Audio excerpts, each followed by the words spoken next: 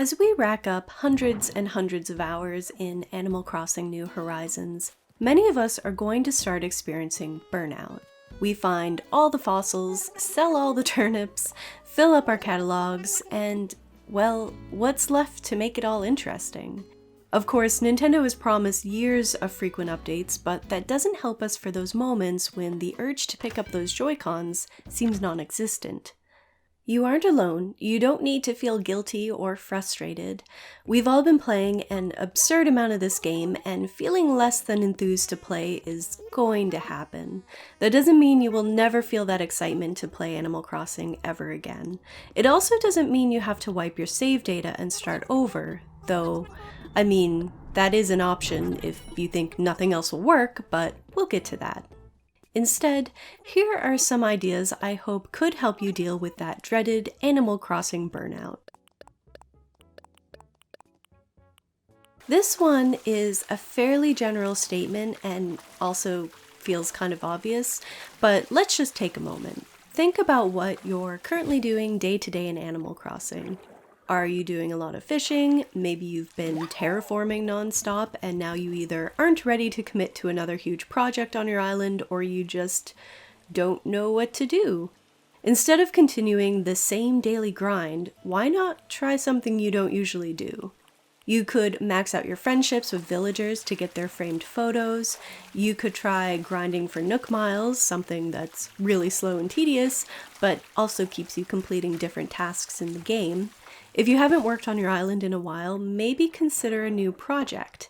With all the summer items coming into the shops right now, it's a great time to redo your beaches. Or, if you have the Nook Mile tickets to do so, you could let one of your villagers leave and go hunting for a new one. Maybe a new face on your island could help shake things up for you. When you've been playing Animal Crossing for hours on end, for several months straight, you can end up in a rut where you're performing the same actions every day and not considering what else there is to do in the game. Take a moment. Think about what you haven't done in a while. Maybe you'll think up a new project worth doing. This one in particular worked very well for me. When you're feeling that creative drought, visiting someone else's island can really inspire you to get working on your own island again. If you don't have any friends to visit, or if you've seen all their islands already, check out Twitter or Discord to find new islands to tour. We all love showing off our islands, so there's definitely a chance you'll find someone very welcoming to random people coming over.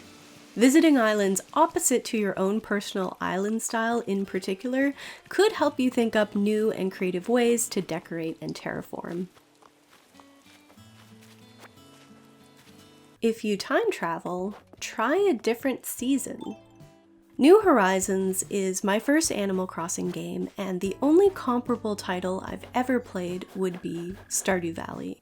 In the sense that it's a chill roleplay game where you befriend villagers, decorate your farm how you like, and do a whole lot of fishing. One of the things that always kept Stardew fresh for me was the way time moved. It isn't real time like Animal Crossing, so instead of waiting months for the seasons to change, you can go from fall to winter in the span of about 28 days.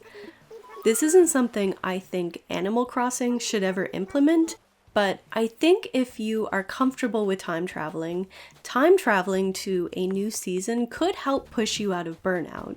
Similar to my last point, you're trying something new or something you haven't done in months, whether it's catching snowflakes or collecting mushrooms, while also giving you a fresh look at your island. Maybe it'll spark some ideas, or maybe it will just help tide you over until the next update or event. This one is also kind of obvious, but it never hurts to just let Animal Crossing be.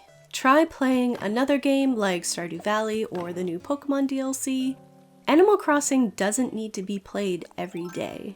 There doesn't seem to be any major punishment to ignoring your island, aside from cockroaches in your house and a really cute shaggy haircut if it's been over a month.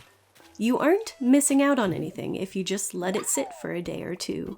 Or just do your dailies if you'd like. You don't need to play for marathon sessions every time you pick up Animal Crossing. You don't even have to accomplish something or finish some major project every time you open the game. It's okay to just let it chill and enjoy something else for a while. Now that New Horizons has been out for about 3 months, we've all learned a lot about the mechanics of the game and how it works, and that's led a number of players to consider wiping everything and starting over.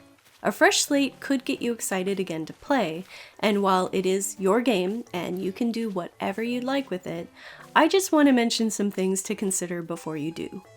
If you do start over, it is entirely from scratch. You won't have any bells, Nook Miles, catalog items, recipes, or anything.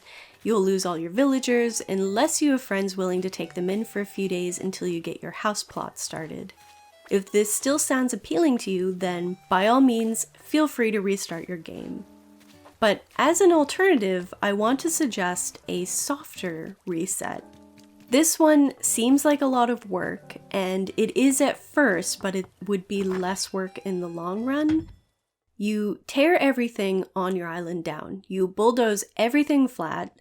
If only we had an actual bulldozer, so you didn't have to go square by square. And then you redo everything. This will take about as much work, and you won't have to give up your hundreds of learned recipes and all your beloved villagers to do it. So this is all I have for now for tips and tricks on dealing with Animal Crossing Burnout.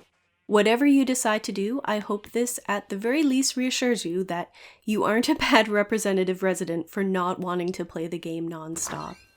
If you have any ideas or suggestions of your own on how you deal with burnout, please leave them below in the comments. Thank you so much for watching, please like and subscribe, and I hope to see you at my next video.